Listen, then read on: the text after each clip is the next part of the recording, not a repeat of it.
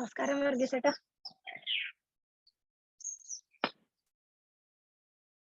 നമുക്ക് തുടങ്ങാം.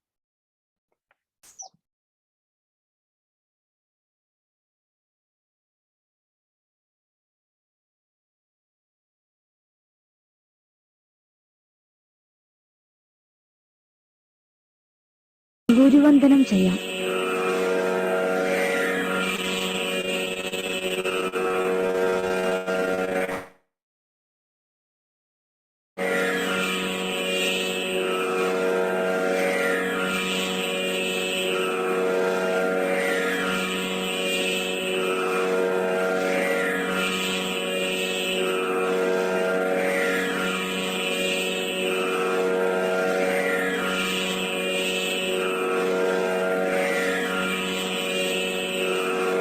അടുത്തത് പ്രാണധ്യാനം.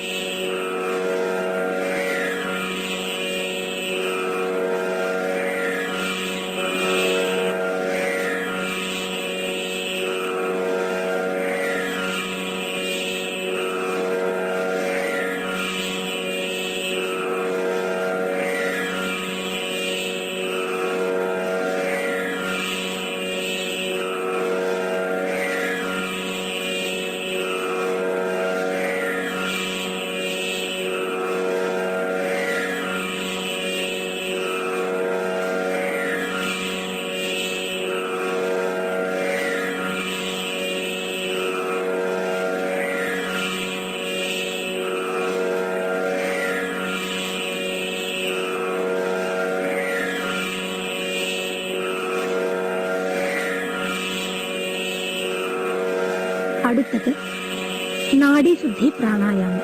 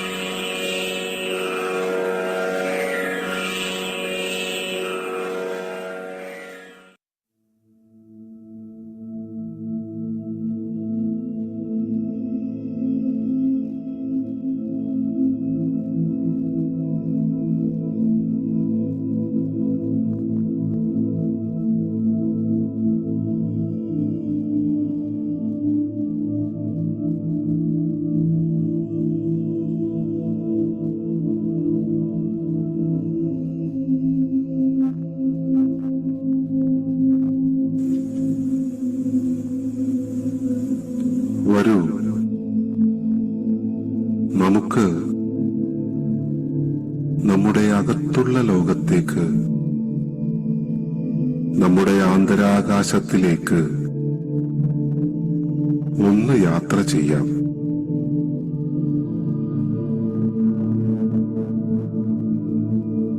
നമ്മിലെ നന്മ തിന്മകളെ ഒന്നോർത്തു നോക്കാം. പതിയെ പതിയെ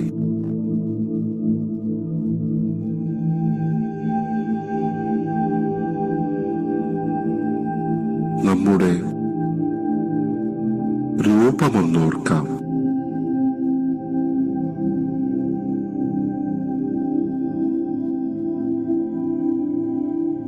അതിനകത്തെ ജീവനെയും ഒന്നോർക്കാം.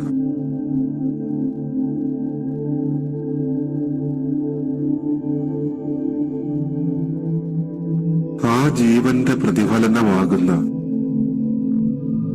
നമ്മുടെ വ്യക്തിത്വത്തെയും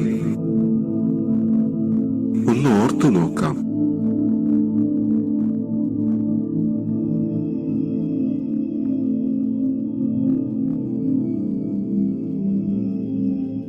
ഇനി പതിയെ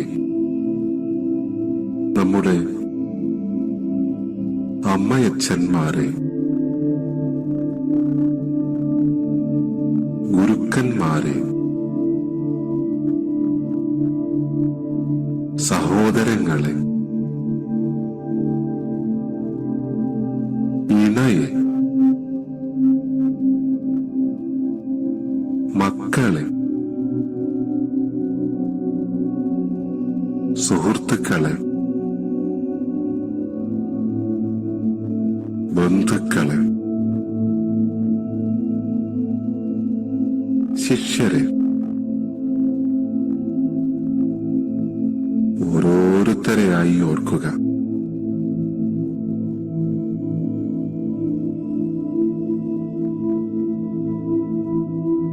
ഇന്നത്തെ ദിനം വരെ നാം അവർക്കായി നൽകിയ സന്തോഷങ്ങളെത്ര, ദുഃഖങ്ങളെത്ര, അവരോട് തോന്നിയ കാരുണ്യമെത്ര, നമ്മിലെ നന്മയും തിന്മയും ഇനി ഒരിക്കലും അവരെ ആരെയും നോവിക്കാതിരിക്കുവാൻ ശ്രദ്ധിക്കുമെന്ന് നമുക്കുറപ്പിക്കാം.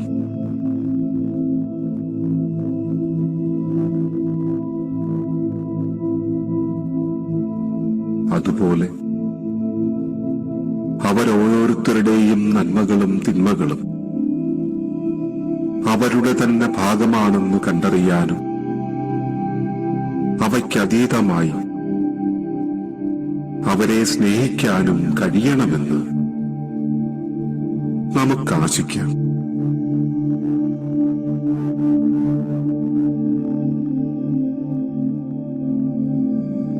പതിയെ നമ്മുടെ അയൽപക്കക്കാരെ,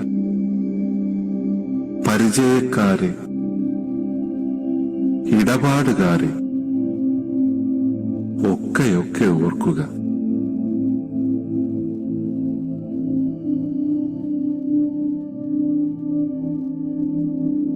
അവരുടെ നന്മകളെ സന്തോഷത്തോടുകൂടിയും തിന്മകളെ ശാന്തതയോടുകൂടിയും മാത്രമേ ഉൾക്കൊള്ളൂ എന്ന് മനസ്സിലുറപ്പിക്കാം.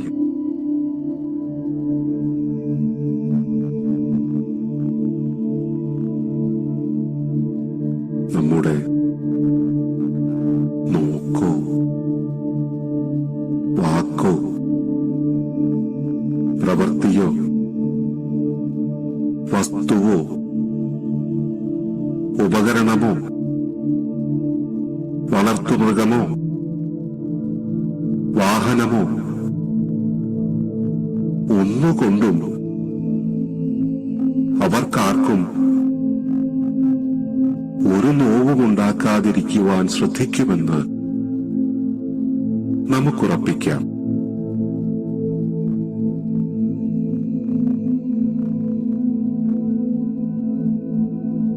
അരികിലും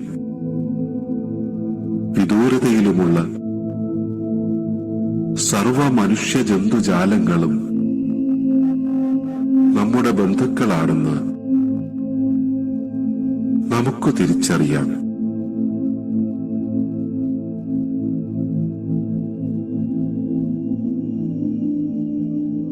അവരിൽ നിന്ന് വാങ്ങിയും അവർക്കുള്ളത് കൊടുത്തും അന്യോന്യ ജീവിതം നയിച്ചും മാത്രമേ നമുക്കും തലമുറകൾക്കും കഴിയാനാകൂ എന്നതും നമുക്ക് തിരിച്ചറിയാം.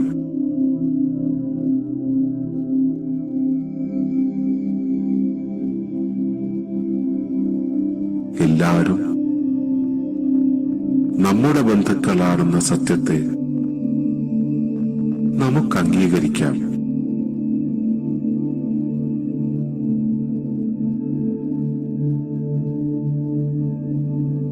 ഇനി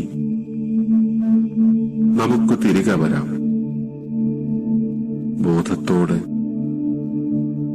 സ്നേഹത്തോടെ, ബന്ധുത്വത്തോടെ, ധൈര്യത്തോടെ നമ്മുടെ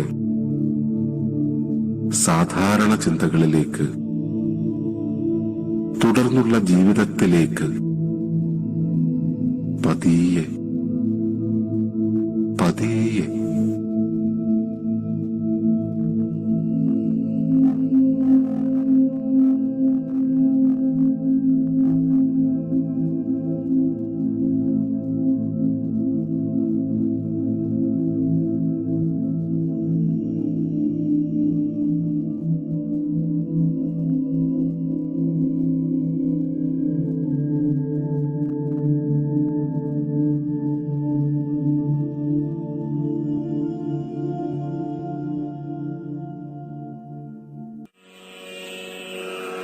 കൊട്ടക്കാർ ചെയ്യുവാനായിട്ട് എഴുന്നേറ്റ് നിൽക്കുക.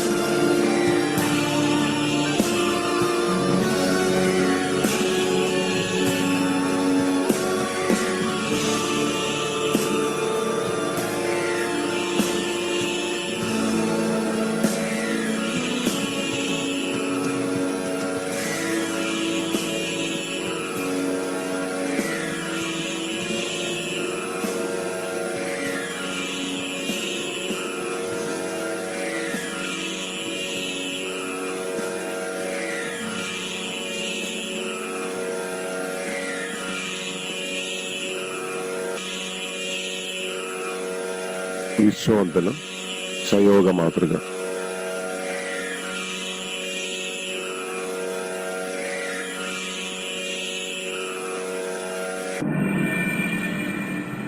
ഗുരുവന്ദനം.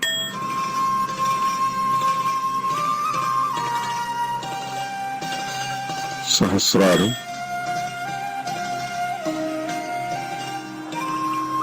ഉലാഹതം.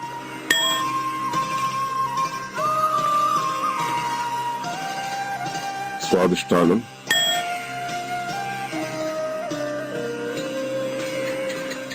പതനം, ഇടുപ്പ്.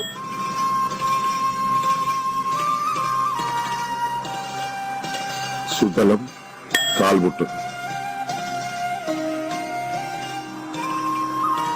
രസതലം, നെരിയാണി.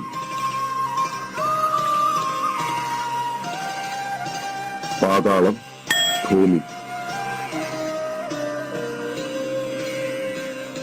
മഹാതലം പാദം.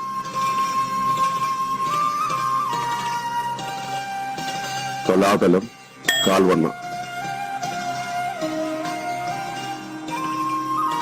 വിതലം തുട.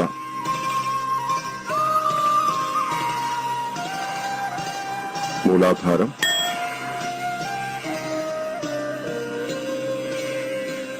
മണിപൂരകം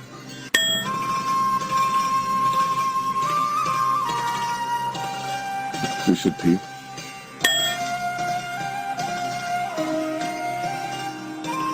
സഹസ്രാരം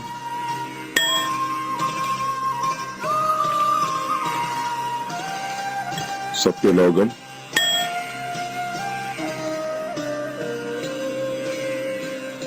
കർണം മുമ്പിലേക്ക് നോക്കിയിട്ട്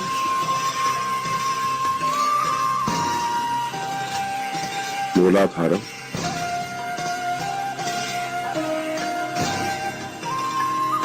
സ്വാദിഷ്ഠാനം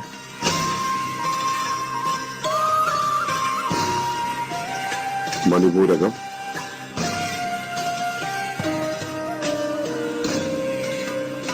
അനാഹതം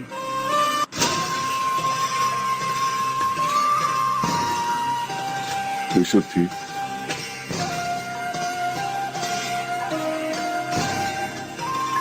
ആജ്ഞ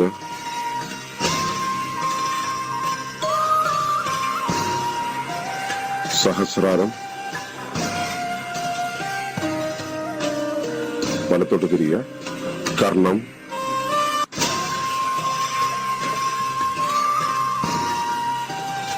മൂലാധാരം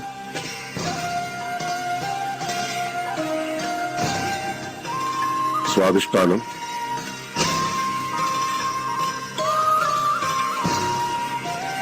മണിപൂരകം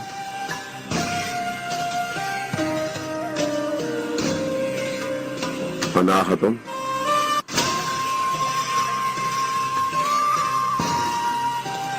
വിശുദ്ധി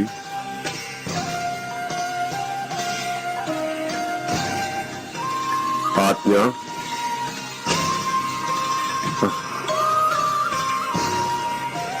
സഹസ്രാരം ഇടത്തോട്ട് തിരിയുക കർണം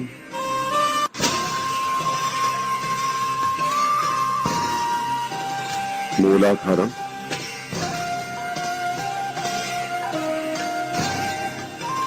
സ്വാദിഷ്ഠാനം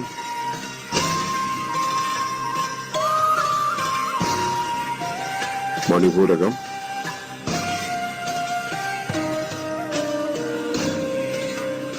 അനാഹതം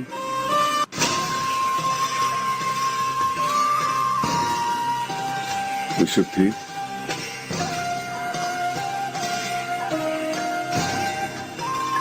ആജ്ഞ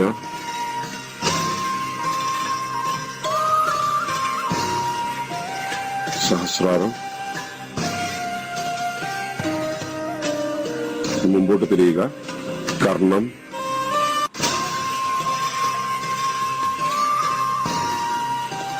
മൂലാധാരം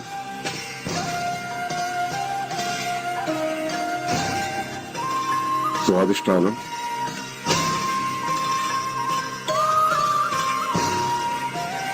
മണിപൂരകം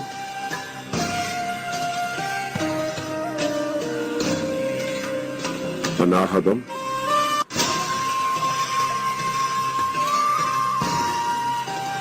വിശുദ്ധി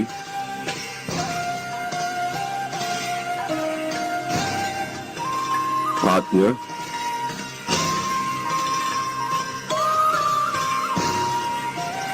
സഹസ്രാരം ഇനി ഗുരുവന്ദനം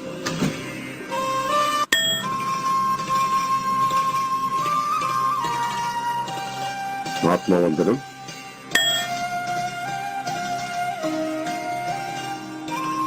ഭൂമിവന്ദനം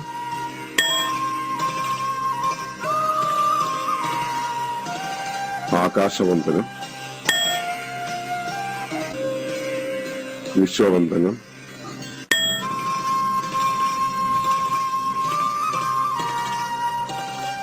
സത്യലോകവന്ദനം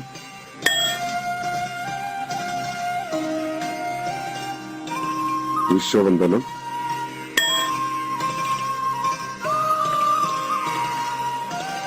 ഗുരുവന്ദനം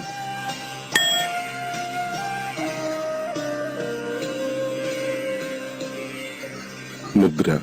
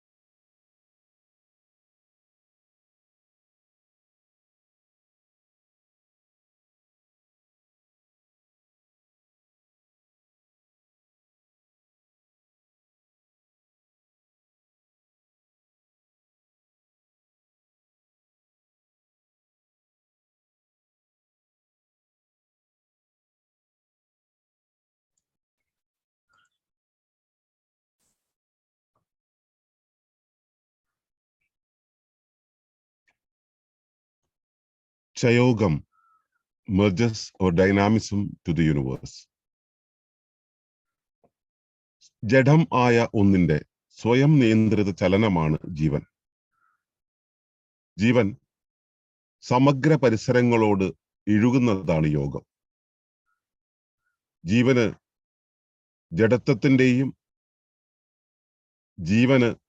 ജഡത്വത്തിലൂടെയും ചലനത്തിലൂടെയും യോഗത്തിലാകാം.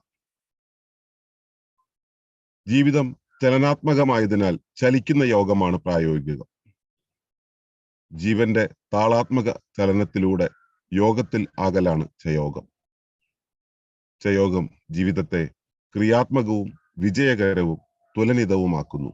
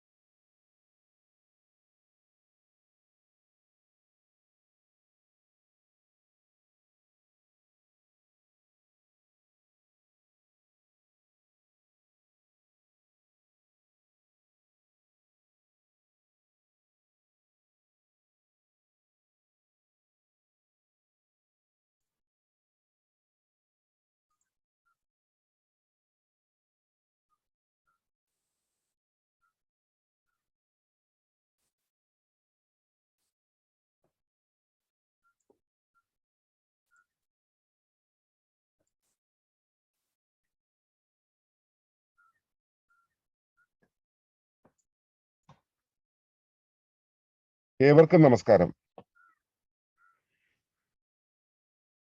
ശുഭകരമാകട്ടെ ഈ ദിനം, സന്തോഷകരമാവട്ടെ, സൗഖ്യകരമാകട്ടെ. അനുഭവങ്ങളും അനുഭൂതികളും നമ്മെ ഏവരെയും നയിക്കുമാറാകട്ടെ. ചയോഗ സാധന എന്ന ഒരു പ്രോസസ്സിലൂടെ നമ്മൾ കടന്നു പോവുകയാണ്. ആ പ്രോസസ്സിലൂടെ കടക്കുമ്പോൾ നമ്മൾ ഏറ്റവും ചുരുങ്ങി എങ്കിലും മനസ്സിലാക്കി വെക്കേണ്ടത് ഒന്നാണ്. എന്താണ് ചയോഗം എന്നുള്ളത്? ചയോഗം എന്നുള്ളത് നമ്മുടെ ചലനാത്മകതയെ പ്രപഞ്ചത്തിന്റെ ചലനാത്മകതയുമായി ചേർത്തിണക്കുന്നതാണ്. പ്രകൃതിയുടെ താളവുമായി നമ്മുടെ താളത്തെ ചേർത്തിണക്കുന്നതാണ് ചയോഗം എന്ന് പറയുന്നത്. ഇത്രയും ചുരുക്കി പറയാം. അപ്പോ അതിനെ ഒന്ന് വിശദീകരിക്കാൻ ശ്രമിക്കുകയാണെങ്കിൽ, ഈ ജീവൻ എന്താണെന്ന് ആദ്യം ഒന്ന് നമ്മൾ അറിയേണ്ടിയിരിക്കുന്നു. ജഡം നമുക്കറിയാം, മൃതം ആയത്, മരിച്ചത്, ജീവനില്ലാത്തത് ആണ് ജഡം. ജഡം ആയ ഒന്നിന്റെ സ്വയം നിയന്ത്രിത ചലനമാണ് ജീവൻ എന്ന് പറയുന്നത്. ഏതെങ്കിലും ഒരു വ്യവസ്ഥയ്ക്ക്, നമ്മുടെ ശരീരമോ അല്ലെങ്കിൽ ഒരു വാഹനമോ ഏതെങ്കിലും ഒരു വ്യവസ്ഥയ്ക്ക് സ്വയം ചലിപ്പിക്കാൻ, സ്വയം നിയന്ത്രിച്ച് ചലിപ്പിക്കാനുള്ള ഒരു കഴിവുണ്ടെങ്കിൽ അതിനെ നമുക്ക് ജീവൻ എന്ന് പറയാം. ഏതൊരു വ്യവസ്ഥയാണെങ്കിലും ശരി, അമീബ മുതൽ ഉള്ള ഏത് വ്യവസ്ഥയാണെങ്കിലും ശരി, പ്രപഞ്ചത്തിൽ അത്തരത്തിലുള്ള സ്വയം നിയന്ത്രിത വ്യവസ്ഥകൾ നിറയുണ്ട്. ചിലത് പ്രേരിത വ്യവസ്ഥകളാണ്, എങ്കിലും സ്വയം നിയന്ത്രിത വ്യവസ്ഥകൾ ഒരുപാടുണ്ട്. അപ്പൊ നമ്മൾക്ക് നമ്മളെയാണ് പരിചയം, നമ്മളെ പോലുള്ളവരെയാണ് പരിചയം, നമ്മളുടെ അതേ സ്വഭാവമുള്ള കാർബോണികമായ ജൈവ പദാർത്ഥങ്ങളെയാണ് പരിചയം. പക്ഷെ അതല്ലാത്തതുമുണ്ട്. എന്താണെങ്കിലും അവയ്ക്ക് സ്വയം നിയന്ത്രണ ചലനമുണ്ടാകും. ആ സ്വയം നിയന്ത്രണ ചലനമാണ് ജീവൻ എന്ന് പറയുന്നത്.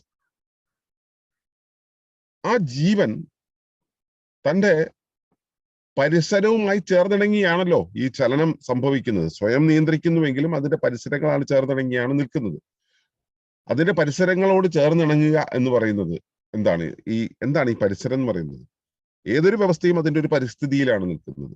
ആ വ്യവസ്ഥ ഒരു പരിസ്ഥിതിയിലായിരിക്കുമ്പോൾ അതിന്റെ അകത്ത് ഒരു കൂട്ടം വ്യവസ്ഥകളുണ്ട്.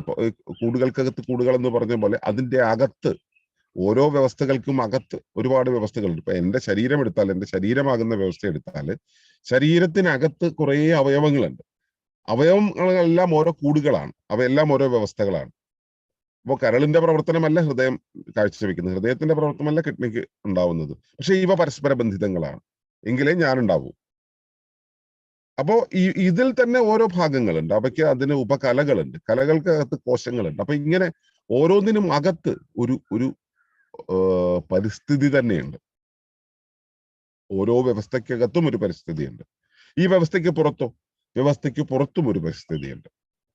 അതാണ് അകം പുറം പരിസ്ഥിതികളോട്, അതാണ് സമഗ്ര പരിസ്ഥിതി എന്ന് പറയുന്നത്. ഈ ജീവൻ എന്ന് പറയുന്നത്, ഈ സ്വയം നിയന്ത്രണ സംവിധാനം സമഗ്ര പരിസ്ഥിതികളുള്ള, അകത്തും പുറത്തും ഉള്ള പരിസ്ഥിതികളോട്. അത് മാത്രമാണോ പരിസ്ഥിതി? അല്ല, ഉപരി പരിസ്ഥിതിയുണ്ട്. ഉപരി വ്യവസ്ഥ എന്ന് വെച്ചാൽ ഞാൻ എന്നുള്ള വ്യവസ്ഥയെ പേറിയിരിക്കുന്ന ഉപരി വ്യവസ്ഥയുണ്ടല്ലോ, അതായത് ഭൂമി അല്ലെങ്കിൽ പ്രകൃതി, ആ പ്രകൃതിയാകുന്ന പരിസ്ഥിതി.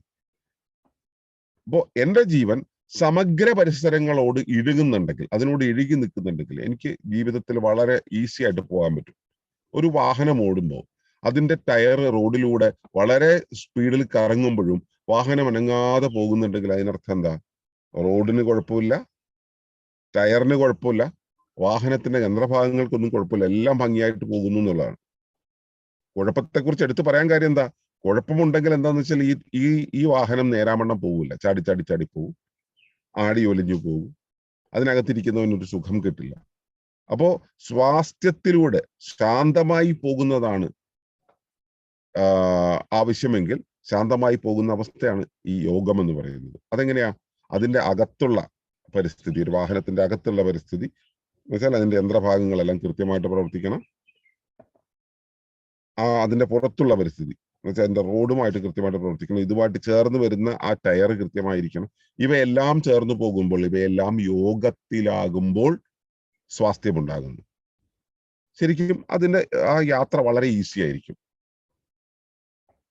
അപ്പോ ശരിക്കും പറഞ്ഞിട്ടുണ്ടെങ്കിൽ ഇപ്പൊ ഈ സ്വാസ്ഥ്യം ഉണ്ടാവുക എന്നുള്ള അവസ്ഥ രണ്ടു തരത്തിലുണ്ടാവാം. ഇപ്പോ ചലിക്കുന്ന ഒരു അവസ്ഥയുണ്ടല്ലോ, അപ്പൊ വാഹനം ചലിക്കുന്നു, അത് ഓടുന്ന സമയത്താണ് കുലുക്കമില്ലാണ്ട് പോകുന്നത് എന്നുള്ളതിനെ കുറിച്ചാണ് ഞാൻ ഈ പറഞ്ഞത്. ഈ വാഹനം ഇട്ട് വെച്ചാലോ, നിർത്തി വെച്ചാലോ, അപ്പോഴും അത് യോഗത്തിലാണെന്ന് വെച്ചാൽ ആ ശാന്തതയിലായിരിക്കും, യോഗാവസ്ഥയിലായിരിക്കും, ചേർന്നിണങ്ങിയുള്ള അവസ്ഥയായിരിക്കും. പക്ഷെ ജീവിതം എന്നുള്ളത് അങ്ങനെ മൃതാവസ്ഥയിലാണോ, ജഡാവസ്ഥയിലാണോ? അല്ല, ജീവിതം ചലിച്ചുകൊണ്ടേയിരിക്കുന്നതാണ്.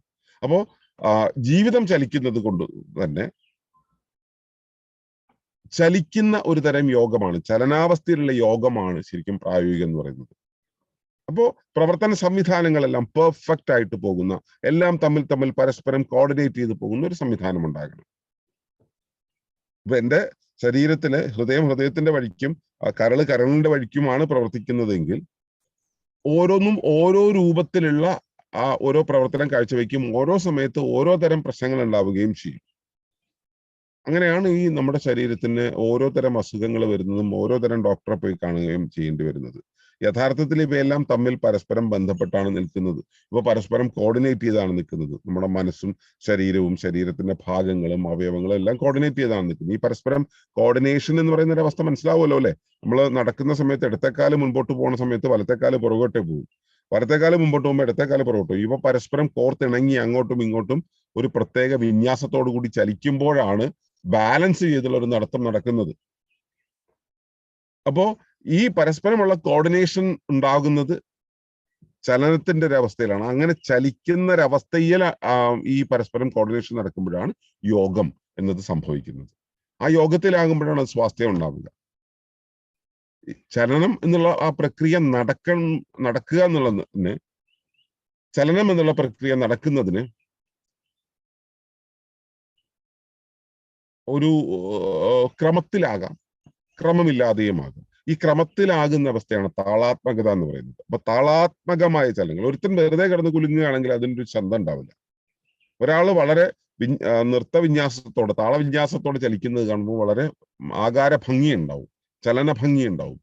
അതിനോട് നമുക്ക് ലയിച്ചിരിക്കാൻ തോന്നും.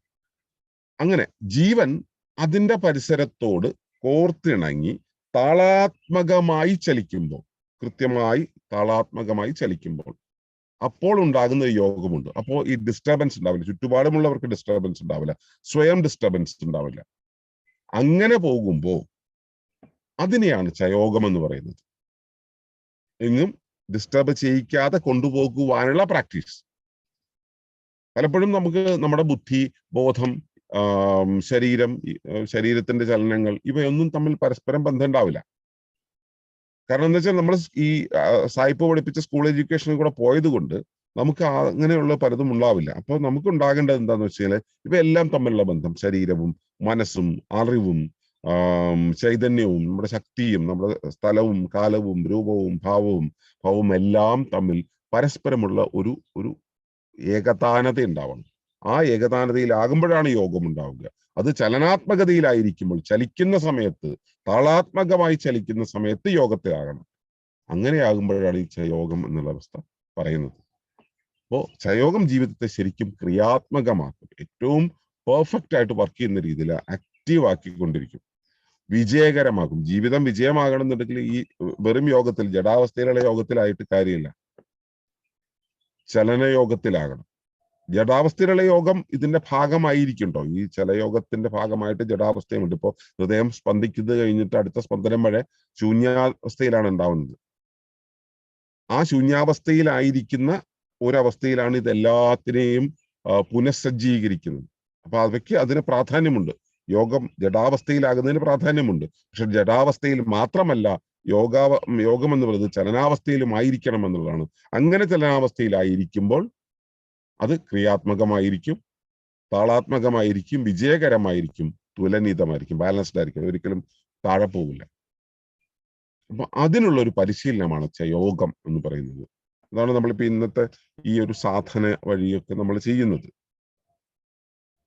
അപ്പോ ചയോഗ സാധനയിലൂടെ നമുക്ക് നമ്മുടെ ജീവിതത്തിന്റെ ഇന്റേണലി ആൻഡ് എക്സ്റ്റേണലി ആയിട്ടുള്ള കാര്യങ്ങളെ പരസ്പരം കോർഡിനേറ്റ് ചെയ്യാൻ നമുക്ക് പഠിക്കാം. അതിൽ ബാലൻസ് നേടാം. അതുവഴി ജീവിതത്തിന്റെ യുക്തിയുടെയും താളത്തിന്റെയും സ്ത്രൈണതയുടെയും പൗരുഷത്തിന്റെയും ആധിക്യത്തിന്റെയും ന്യൂനതയുടെയും ഒക്കെ അവസ്ഥകളെ ബാലൻസ് ചെയ്ത് കൊണ്ടുപോകുവാൻ, അത് നമ്മുടെ ശരീരത്തിലൂടെ, മനസ്സിലൂടെ, ജീവിതാവിഷ്കാരത്തിലൂടെ നടപ്പിലാക്കാൻ നമുക്ക് പഠിക്കാം. അതിനായി നമുക്ക് പൂർണ്ണമായിട്ടും ഒരുമിച്ച് നീങ്ങാം. ഞങ്ങൾ നിങ്ങളോട് കൂടെ ഉണ്ടാകും. നന്ദി, നമസ്കാരം.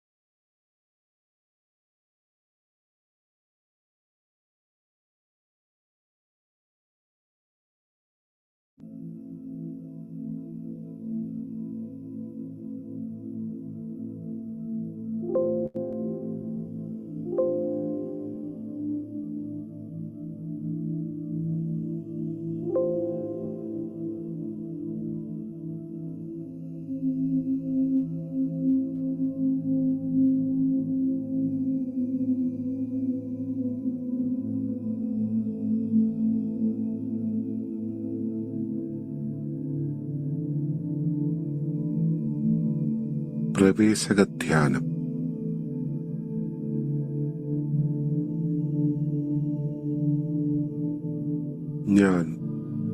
ഞാനാകുന്നു. ഞാനിപ്പോൾ സുഖമായിരിക്കുന്നു. ഞാനിപ്പോൾ വിശ്രമത്തിലാണ്. അമ്മയുടെ ഗർഭപാത്രത്തിലെന്നതുപോലെ സുരക്ഷിതമായി ഞാൻ ഭൂമിയോട് ചേർന്നിരിക്കുകയാണ്. ഞാൻ ഭൂമിയോട് ഗുരുത്വപ്പെട്ടിരിക്കുന്നു. എനിക്ക് ആധാരമായതിനോടെല്ലാം ഞാൻ ഗുരുത്വപ്പെട്ടിരിക്കുന്നു. എന്റെ മാതാവിനോട്, എന്റെ പിതാവിനോട്, എന്റെ ജീവകുലത്തിനോട്, എന്റെ ഭൂമിയോട്, എന്റെ ഗുരുപരമ്പരയോട് ഞാനിതാ ഗുരുത്വപ്പെട്ടിരിക്കുന്നു. നന്ദിയിലൂടെ, സ്നേഹത്തിലൂടെ, പരിഗണനയിലൂടെ, സമർപ്പണത്തിലൂടെ, സ്വീകാര്യതയിലൂടെ, വിധേയത്വത്തിലൂടെ പഞ്ചഗുരുത്വങ്ങളോടും ഗുരുത്വപ്പെട്ടിരിക്കുന്നു.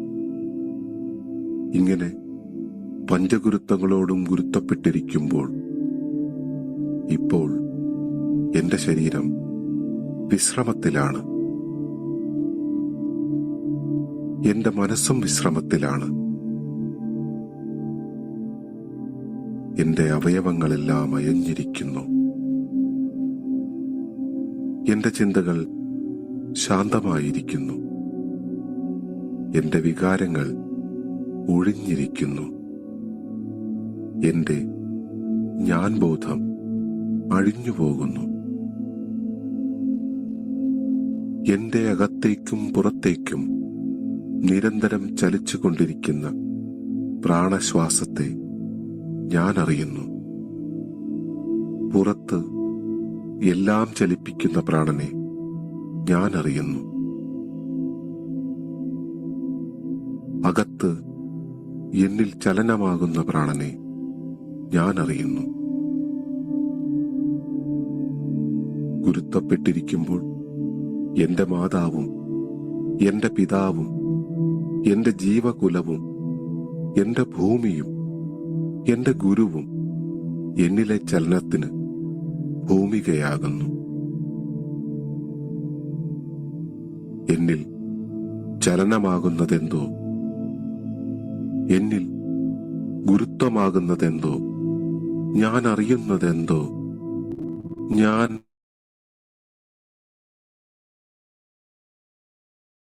അറിയാത്തതെന്തോ, ഞാൻ തേടുന്നതെന്തോ, അത് ഞാനാകുന്നു.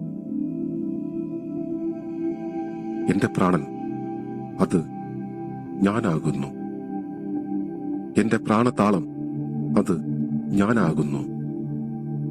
ഞാനാകുന്ന പ്രാണതാളത്തിൽ എന്റെ രൂപത്തെ ഞാൻ അറിയുന്നു. അതിനകത്തെ അവയവങ്ങളെ ഞാൻ അറിയുന്നു. അതിനുമകത്തെ കലകളെ ഞാൻ അറിയുന്നു. അതിനുമകത്തെ കോശങ്ങളെ ഞാൻ അറിയുന്നു. അതിനുമകത്തെ ജീവനെ ഞാൻ അറിയുന്നു. അതിനുമകത്തെ ദ്രവ്യകണങ്ങളെ ഞാൻ അറിയുന്നു. അതിനുമകത്തെ ഊർജകണങ്ങളെ ഞാൻ അറിയുന്നു. അതിനുമകത്തെ ബോധകണങ്ങളെ ഞാൻ അറിയുന്നു. അതിനുമകത്തെ ആനന്ദകണങ്ങളെ ഞാൻ അറിയുന്നു. അതിനുമകത്തെ ശുദ്ധബോധത്തെ ഞാൻ അറിയുന്നു.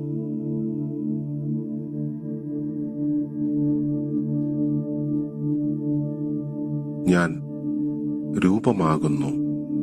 ഞാൻ അവയവങ്ങളാകുന്നു. ഞാൻ കലകളാകുന്നു. ഞാൻ കോശങ്ങളാകുന്നു. ഞാൻ ജീവനാകുന്നു. ഞാൻ ദ്രവ്യകണങ്ങളാകുന്നു. ഞാൻ ഊർജകണങ്ങളാകുന്നു. ഞാൻ ബോധകണങ്ങളാകുന്നു. ഞാൻ ആനന്ദകണങ്ങളാകുന്നു. ഞാൻ ശുദ്ധബോധമാകുന്നു. അത് ഞാനാകുന്നു. ബോധമാണ് സർവം എന്ന് ഞാൻ അറിയുന്നു. എന്താണെന്നറിയുന്നുവോ അത് ഞാനാകുന്നു.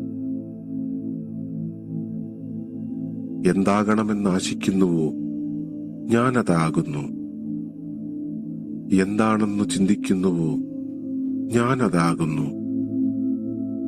എന്താണെന്ന് പറയുന്നുവോ അത് ഞാനാകുന്നു. ഞാൻ എവിടേക്ക് ശ്രദ്ധിക്കുന്നുവോ എന്റെ ബോധം അവിടെയാകുന്നു. എന്റെ ബോധം എവിടെയോ എന്റെ ധർമ്മം എവിടെയാകുന്നു. എന്റെ ധർമ്മം എവിടെയോ എന്റെ ജീവചൈതന്യം അവിടെയാകുന്നു. എന്റെ ജീവചൈതന്യം എവിടെയോ എന്റെ രൂപകൽപ്പന അവിടെയാകുന്നു. എന്റെ രൂപകൽപ്പന എങ്ങനെയോ എന്റെ സാക്ഷാത്കാരം അതാകുന്നു. എന്റെ സാക്ഷാത്കാരം എങ്ങനെയോ അത് ഞാനാകുന്നു. ഞാൻ എന്റെ ശരീരത്തിലേക്ക് ശ്രദ്ധിക്കുകയാണ്. ഇപ്പോൾ എന്റെ ശ്രദ്ധ ശരീരത്തിലാണ്. ഇപ്പോൾ എന്റെ ധർമ്മം ശരീരത്തിലാണ്. ഇപ്പോൾ എന്റെ ജീവചൈതന്യം ശരീരത്തിലാണ്. ഇപ്പോൾ എന്റെ രൂപകൽപ്പന ശരീരത്തിലാണ്. ഇപ്പോൾ എന്റെ സാക്ഷാത്കാരം ശരീരത്തിലാണ്. അത് ഞാനാകുന്നു. ഞാൻ എന്റെ ശരീരം മുഴുവനായും ശ്രദ്ധിക്കുകയാണ്. ഞാൻ ശിശുവായിരുന്നതുപോലെ എന്റെ ശരീരം അകത്തും പുറത്തും സുന്ദരമായിരിക്കുന്നു, മൃദുവായിരിക്കുന്നു. ജനിച്ചപ്പോൾ എന്നതുപോലെ ശുദ്ധരൂപത്തിൽ ആരോഗ്യപൂർണവും സുരക്ഷിതവുമായിരിക്കുന്നു. എന്റെ ശരീരം അതിന്റെ പ്രവർത്തനങ്ങളെല്ലാം ശരിയാം വിധം പൂർണ്ണമായും നിർവഹിച്ചുകൊണ്ടേയിരിക്കുന്നു. ഞാൻ ശിശുവായിരുന്നതുപോലെ എന്റെ അകത്തും പുറത്തും സുന്ദരവും മൃദുവും ശുദ്ധവും ആരോഗ്യപൂർണവും സുരക്ഷിതവുമായിരിക്കുന്ന എന്നിലെ അവയവങ്ങളിലൂടെ എന്റെ ശ്രദ്ധ യാത്ര ചെയ്യുന്നു. കാൽവിരലുകളിലൂടെ, പാദങ്ങളിലൂടെ, കണങ്കാലുകളിലൂടെ, തുടകളിലൂടെ, അരക്കെട്ടിലൂടെ, നട്ടെല്ലിലൂടെ, ഉദരത്തിലൂടെ, നെഞ്ചിലൂടെ, ആന്തരാവയവങ്ങളിലൂടെ, കഴുത്തിലൂടെ, ശിരസ്സിലൂടെ, മൂർധാവിലൂടെ എന്റെ ശ്രദ്ധ യാത്ര ചെയ്യുന്നു.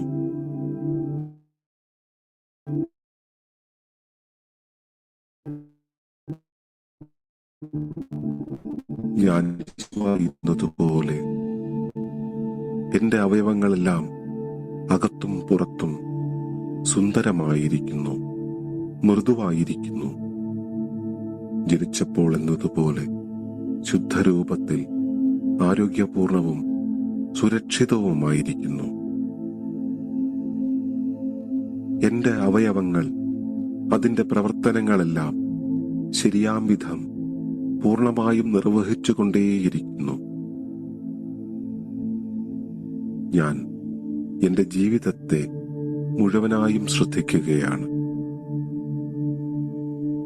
ഞാൻ ശിശുവായിരുന്നതുപോലെ എന്റെ ജീവിതം അകത്തും പുറത്തും സുന്ദരമായിരിക്കുന്നു, മൃദുവായിരിക്കുന്നു. ജനിച്ചപ്പോൾ എന്നതുപോലെ ശുദ്ധരൂപത്തിൽ ആരോഗ്യപൂർണവും സുരക്ഷിതവുമായിരിക്കുന്നു. എന്റെ ജീവിതം അതിന്റെ പ്രവർത്തനങ്ങളെല്ലാം ശരിയാം വിധം പൂർണ്ണമായും നിർവഹിച്ചുകൊണ്ടേയിരിക്കുന്നു. ഞാൻ ശിശുവായിരുന്നതുപോലെ എന്റെ അകത്തും പുറത്തുമുള്ള സർവവും സുന്ദരവും മൃദുവും ശുദ്ധവും ആരോഗ്യപൂർണവും സുരക്ഷിതവുമായിരിക്കുന്നതിൽ എന്റെ മാതാവിനോടും എന്റെ പിതാവിനോടും എന്റെ ജീവകുലത്തിനോടും എന്റെ ഭൂമിയോടും എന്റെ ഗുരുപരമ്പരയോടും ധർമ്മമാർഗേ ഞാൻ ഗുരുത്വപ്പെട്ടിരിക്കുന്നു.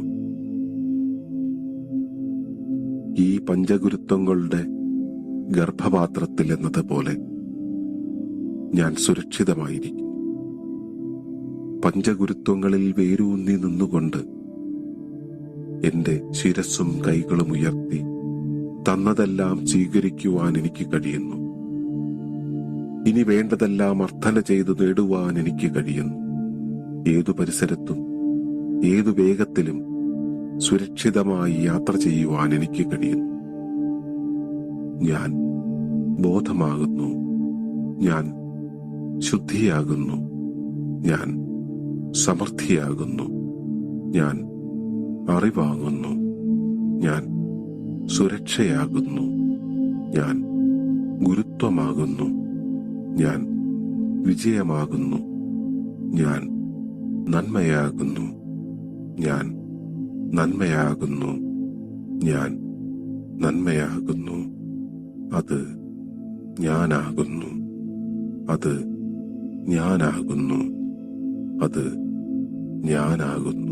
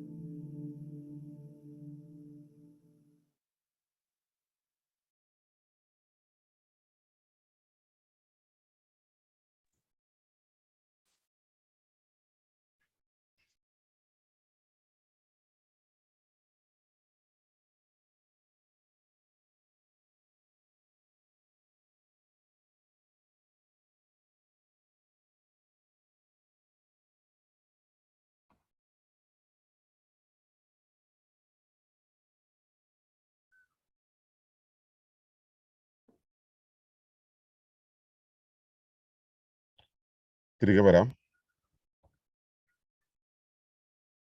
ശരിക്കും ഇത്രയും സമയം വേണം ഇത് എൻഡ് ചെയ്ത് ഈ പ്രോഗ്രാമിലേക്ക് കയറാൻ. നമ്മള് ബുദ്ധി കൊണ്ട് ഇത് എൻഡ് ചെയ്യണോണ്ടാണ് സംഭവം മ്യൂസിക് തീർന്നതിന് മുമ്പ് സെന്റൻസ് അവസാനിച്ച് ചാടി കയറി മുമ്പ് കയറിയിരിക്കുന്നത്. വർഗീസേട്ടനാവശ്യത്തി കൃഷ്ണപരനാവശ്യത്തി ഞാൻ പിന്നെ കിടക്കുന്നില്ല, അതുകൊണ്ട് എന്റെ കാര്യം പറയാൻ വേണ്ട. പിന്നീട് ആ ഒരു ടൈമിംഗ് ആണ് ശരിക്കും വേണ്ടത്. അത്രയും സമയം വേണം. ഓക്കെ, നമുക്ക് ഇന്നത്തെ നിരൂപണങ്ങളിലേക്ക് കിടക്കാം. കൃഷ്ണമാരേട്ടാ. നമസ്കാരം. ക്ഷയോഗം എന്നതായിരുന്നല്ലോ ഇന്നത്തെ വിഷയം. നമ്മുടെ താളത്തെ പ്രകൃതിയുടെ താളവുമായി ലയിപ്പിക്കലാണ് ക്ഷയോഗം. സ്വയം നിയന്ത്രിത ചലനമാണ് ജീവൻ. എല്ലാ വ്യവസ്ഥകളും യോഗത്തിലാകുമ്പോൾ സ്വാസ്ഥ്യം സംഭവിക്കുന്നു, പ്രയാണം സുഗമമാകുന്നു. താളാത്മക ചലനങ്ങൾ ക്ഷയോഗയിലൂടെ കൈവരിക്കാം എന്നീ പാഠങ്ങളാണ് ഇന്നത്തെ സുഭാഷിതത്തിലൂടെ മനസ്സിലായത്. താളാത്മകത കൈവരിക്കുന്നതിലൂടെ നമ്മുടെ പ്രയാണം വളരെ സുഗമമാകുന്നു, പ്രകൃതിയുമായുള്ള ലയനത്തിൽ ലയിച്ചു പോകാൻ കഴിയുന്നു. അങ്ങനെ നമ്മുടെ കർമ്മവും ധർമ്മവും എല്ലാം പൂർത്തീകരിക്കുന്നതിന് വളരെ സുഗമമായ പാതയൊരുക്കുന്നു എന്നുള്ള അറിവാണ് ഇന്ന് കിട്ടിയത്. മെഡിറ്റേഷനും വളരെ നന്നായി ചെയ്യാൻ പറ്റി. നന്ദി, നമസ്കാരം. നമസ്കാരം. പുഷ്പവല്ലി.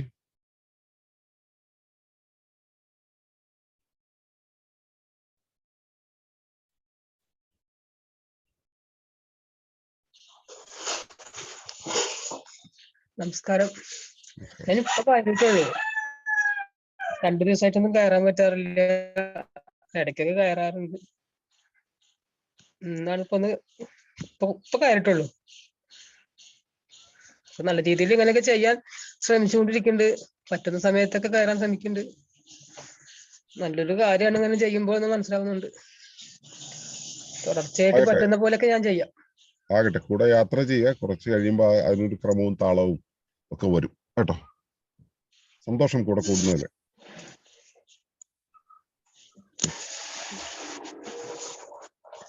വർഗീസ് ചേട്ടാ.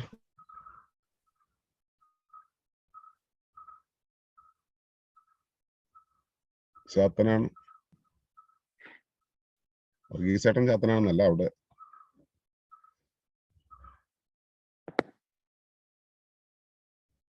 ഇപ്പൊ കേൾക്കാവോ?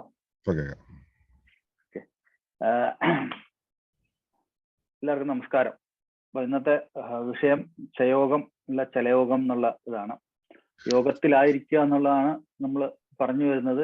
അതിനുള്ള ശ്രമങ്ങളാണ് നമ്മൾ സാധനകളിലൂടെ പരിശ്രമിച്ചുകൊണ്ടിരിക്കുന്നത്.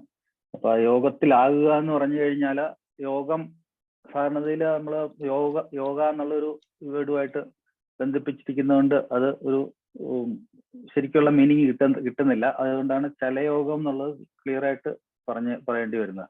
കാരണം ചലയോഗം എന്ന് പറഞ്ഞാൽ നമ്മുടെ എല്ലാ സിസ്റ്റം, ബോഡി ഓർഗൻസ് ആണെങ്കിലും എല്ലാ സിസ്റ്റത്തിലും യോഗത്തിലായിരിക്കണമെന്നുണ്ടെങ്കിൽ അത് ചലിക്കുന്ന യോഗത്തിലായെങ്കിൽ മാത്രമേ അത് യോഗത്തിലാകാൻ പറ്റുള്ളൂ. കാരണം ചലനം നിശ്ചലനം എന്നുള്ളത് അതാണ് പ്രാപഞ്ചിക അതിന്റെ നൈരന്തര്യത്തിന്റെ ശരിക്കുള്ള ആ ഒരു ഭാവം. ആ ഭാവത്തിൽ അത് ചലയോഗത്തിലായിരുന്നെങ്കിൽ മാത്രമേ അതിന്റെ തുലനസ്ഥിതി മെയിൻറ്റെയിൻ ചെയ്ത് കൊണ്ടുപോകാനൊക്കെ ഉള്ളൂ. കാരണം എപ്പോഴും അതില് ചലനത്തില് പ്രക്ഷുബ്ധതകൾ ഉണ്ടാകും. ആ പ്രക്ഷുബ്ധതകളെ മാനേജ് ചെയ്ത് പോകാനുള്ള ഒരു മെത്തേഡാണ് ചലയോഗം എന്നുള്ളത്. അപ്പൊ ആ ഒരു അർത്ഥത്തിലാണ് നമ്മൾ ചലന യോഗത്തിന് വേണ്ടിയിട്ടാണ് ഈ ചലയോഗ എന്നുള്ള ഒരു ഇത് ഇവിടെ പറഞ്ഞു വരുന്നത്.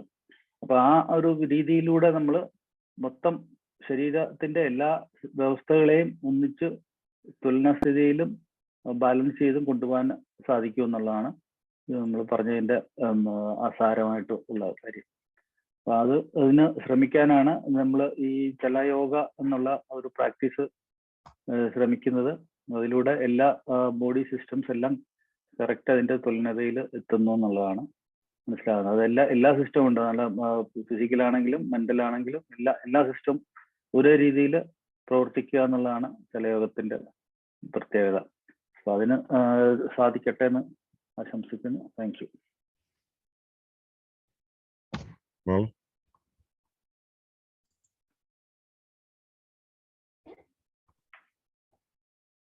എല്ലാവർക്കും നമസ്കാരം.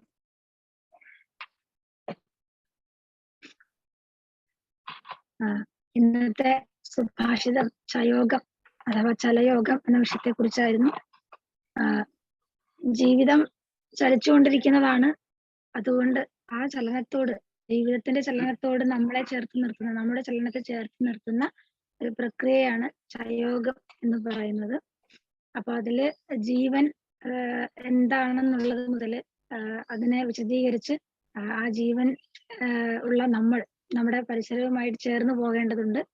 അപ്പോൾ സ്വയം നിയന്ത്രിച്ച് മുന്നോട്ട് പോകുന്ന സംവിധാനമാണ് ജീവൻ എന്ന് പറയുന്നത്. അപ്പോൾ ജീവനുള്ള നമുക്കും ആ ഒരു പ്രക്രിയയിലൂടെയാണ് മുന്നോട്ട് പോകാൻ സാധിക്കുക. പക്ഷെ നമ്മൾ ചലിച്ചുകൊണ്ടിരിക്കുന്നത് കൊണ്ട് നമുക്ക് നമ്മുടെ ചുറ്റുപാടുമായിട്ട് ഇണങ്ങി ചേർന്ന് പോകേണ്ടതുള്ളത് കൊണ്ടും ആ യോഗാവസ്ഥയിലൂടെ നമ്മൾ കടന്നു പോകേണ്ടതുണ്ട് എന്നുള്ളതാണ്. അപ്പൊ അത്തരത്തില് നമ്മുടെ ചലനത്തെ ചുറ്റുപാടുള്ള ചലനവുമായി ചേർത്ത് നിർത്താനുള്ള ഒരു പരിശീലന രീതിയാണ് ചയോഗം അല്ലെങ്കിൽ ചലയോഗം എന്ന് പറയുന്നത്.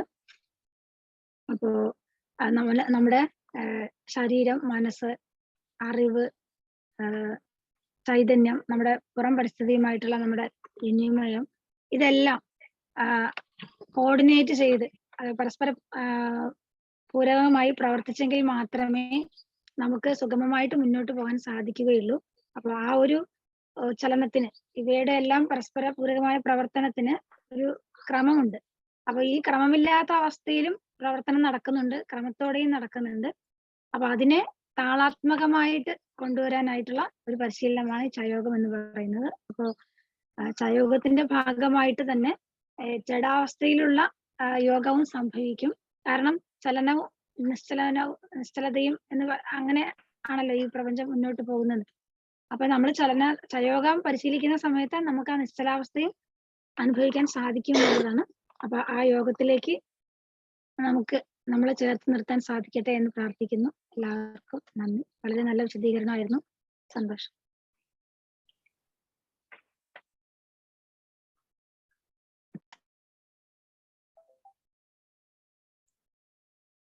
നമസ്കാരം. ഇന്നത്തെ നിരൂപണങ്ങൾ അവിടെ അവസാനിപ്പിക്കാം. നന്ദി, നമസ്കാരം.